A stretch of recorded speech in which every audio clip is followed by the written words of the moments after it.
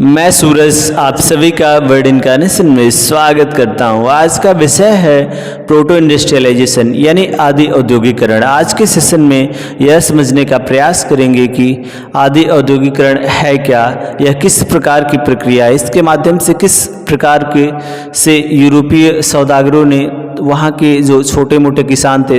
या दस्तकार थे उनके माध्यम से किस प्रकार से तमाम तरीके की वस्तुओं का उत्पादन कराया और उन वस्तुओं को सस्ते दामों में खरीदकर और महंगे दामों में किस प्रकार से औपनिवेशिक देशों को बेचने का कार्य किया। आज के सेशन में इन्हीं सब बिंदुओं पर चर्चा करेंगे। सबसे पहले बात करते हैं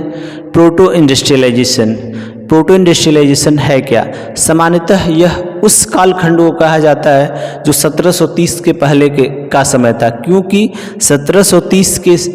समय से ही जो इंडस्ट्रियल रिवॉल्यूशन है वह स्टार्ट हो गया था और वहाँ से तो जो भी सामान बनता था वो फैक्ट्रियों में बनता था। लेकिन जो प्रोटो इंडस्ट्रियलाइजेशन का जो प्रोसेस है ये सामान्यतः 1730 से पहले का जो कालखंड था और उस समय जो भी आधुनिक सामान बनते थे वे कहीं ना कहीं फैक्ट्रियों में न बनकर वे ग्रामीण क्षेत्रों में छोटे किसानों द्वारा, उसके बाद से दस्तकारों द्वारा बनाए जाते थे और उनको जो शहरी क्षेत्र के जो सौदागर होते थे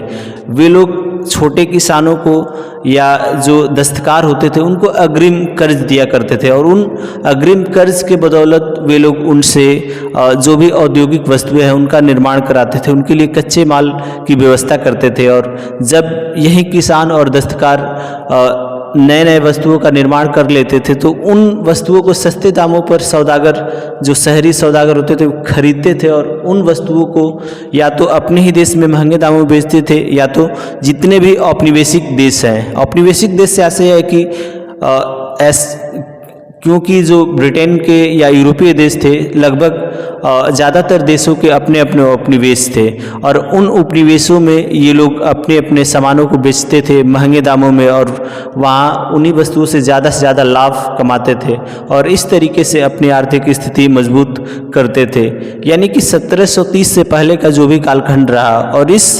कालखंड में जो भी औद्योगिक उत्पादन होता था वो कारखानों में न होकर ग्रामीण क्षेत्रों में एक कुटीर उद्योग की तरह होता था और इस तरीके से विश्व व्यापार का संचालन होता था। और इस पूरे कालखंड को ही हम लोग या इस पूरे प्रक्रिया को ही हम लोग प्रोटो इंडस्ट्रियलाइजेशन बोल सकते हैं। धन्यवाद।